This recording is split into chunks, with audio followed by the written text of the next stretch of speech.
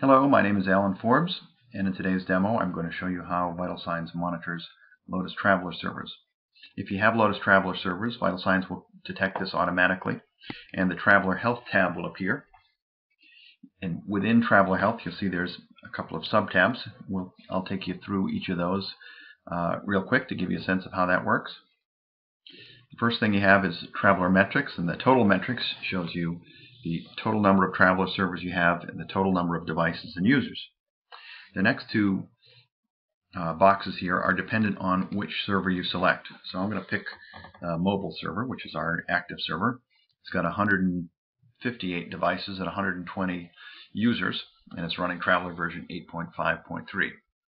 Now, one of the things that Lotus will tell you for a Traveler server to be healthy is it needs to have enough HTTP sessions, because most devices synchronize using HTTP. And the recommendation is that you have at least 1.2 times the number of devices for the number of HTTP sessions. So what often happens is people set up the Traveler server with more than enough sessions to go around, but the usage for a Traveler explodes, and before you know it, they're bumping up against a limit. So that's one of the things that VitalSigns will watch out for you.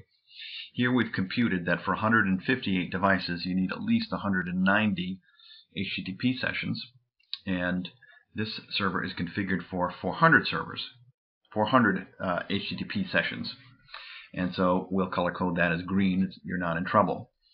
The other thing is that since the server started, the number of peak simultaneous HTTP sessions was 313, and that is 78% of the maximum number that you have. So you're not quite bumping up against it yet. We have other servers that aren't doing quite so well. It's sample data, so you can see this one is up against 100% of its sessions. It has fewer sessions than it requires, and it will give you a little text here that says that this can negatively affect Traveler performance. The next thing we have is a tab here for Traveler devices. Here in Traveler Users, you'll see that VitalSigns has pulled in all of the users from all of the Traveler servers into a consolidated view. And just like the other modules, I can expand and collapse. You can see that there are some servers that may have issues. Particularly, we're looking at the security policy. And if you have a security policy in place, which we suggest that you do, this will tell you at a glance which users are compliant and which ones are not.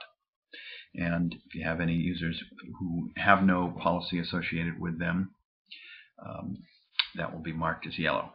Now here's a feature that's really nice. You can probably imagine this. Either a senior executive somehow manages to leave his iPad on the airplane, and it's filled with confidential emails. So they want you to wipe that device as soon as you possibly can. Now, if you've got multiple Traveler servers, it's not always that easy to know where the user is. So if you've got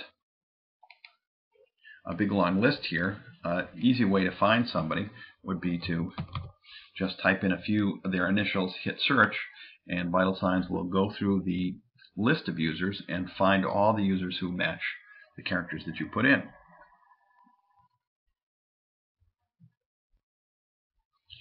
There's Bobby, our lost executive there. Now what we can do is immediately click the button to wipe the device.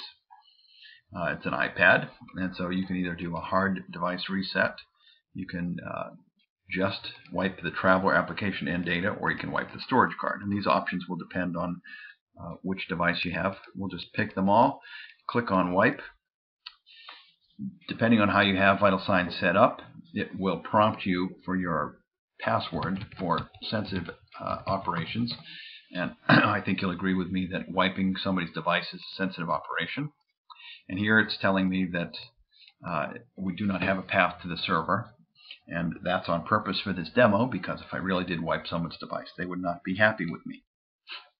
Another thing would be, let's say you put in a wipe request, and then moments later, and then you go out to lunch, and then moments later the guy finds the device and calls someone else on the help desk and says you have to cancel the wipe request. Well, again, you'd have to find the user very quickly and you can do that with a search here.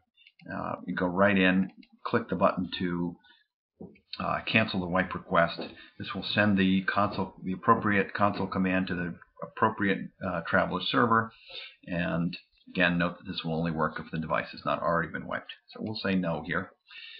And if you clear the space out, all the users come back up. All the actions that you can do in the Lotus Traveler NSF, you can do within VitalSigns, with the advantage that you can see all the users at once. You don't have to go hunting around from one Lotus Traveler server to another.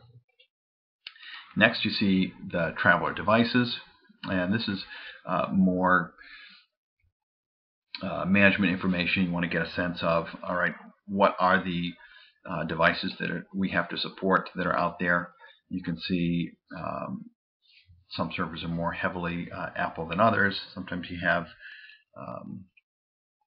Androids and so forth. So the other thing you can do is look at the operating systems that you have. Again, our DOM one is primarily Apple. But here we see you've got a good mix of Nokia and Android and so forth. And this information is useful when you're trying to justify, why it is so expensive to support all these different devices and so forth. So, Lotus Traveler, we've got overall metrics for the servers. We've got information about the users and a consolidated view for the users.